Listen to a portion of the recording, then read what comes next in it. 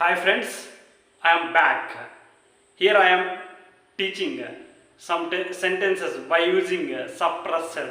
అంటే సప్రెస్డ్ అనే word use చేసి కొన్ని సెంటెన్సెస్ చెప్పడం జరుగుతుంది. ఎవరైనా వాళ్ళ బాధలు చెప్తుంటే వినాలి, లేకుంటే వాళ్ళు బాధలు వినకపోతే వాళ్ళ పాజిటివ్ ఫీలింగ్స్ కూడా అణిచివేయబడతాయి అనమాట. ఇది సెంటెన్స్ ఎలా చెప్పాలి చూడండి. When negative feelings are suppressed, positive feelings become suppressed as well. Love dies అంటే వాళ్ళ నెగిటివ్ ఫీలింగ్స్ అణిచివేసినప్పుడు పాజిటివ్ ఫీలింగ్స్ కూడా అణిచివేయబడతాయి. అదేవిధంగా ప్రేమ అనేది చనిపోతుంది. ఈ విధంగా ఫ్రెండ్స్, అదే when anger is suppressed, inner peace becomes difficult to achieve. అంటే కోపాన్ని అణిచివేసినప్పుడు మనశ్శాంతి అనేది సాధించడం కష్టమవుతుంది. When emotions are suppressed, they can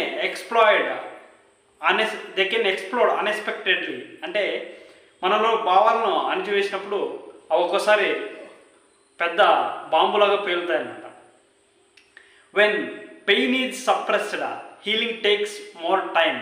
అంటే మన మనసుకు తగిలిన గాయాన్ని చెప్పుకోకుండా అలానే అణిచివేస్తే అది గాయం అనేది తొందరగా నయమవ్వదు. When truth is suppressed, lies began to dominate. అంటే నిజాన్ని అణిచివేస్తే లైస్ అబద్ధాలు డామినేట్ చేయబడతాయి. వెన్ క్రియేటివిటీ సప్రెస్డ్, అంటే progress becomes difficult.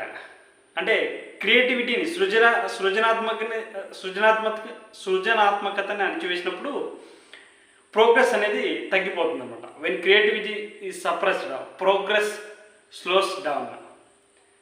When voices are suppressed, justice is delayed. అంటే మాటలను అణచివేస్తే, వాదనలను అణచివేస్తే న్యాయం అనేది సమయం తీసుకుంటుంది, ఆలస్యం అవుతుంది. When curiosity is suppressed, learning stops. అంటే క్యూరియాసిటీ, నేర్చుకోవాలని ఒక కుతూహలం మనలో చంపేసినప్పుడు లెర్నింగ్ అనేది ఆగిపోతుంది అనమాట. ఈ విధంగా సప్రెస్డ్ యూజ్ చేసి వెన్ తర్వాత సింపుల్ ప్రజెంట్ టెన్స్ ప్యాసివ్ వాయిస్ని వాడినావు, తర్వాత సింపుల్ ప్రజెంట్ టెన్స్ కొన్ని మోడల్ వర్బ్స్ యూజ్ చేసి వాడచ్చు అనమాట. ఈ విధంగా ఫ్రెండ్స్, క్లాస్ నచ్చినట్లయితే like it, share it, subscribe. Thank you all.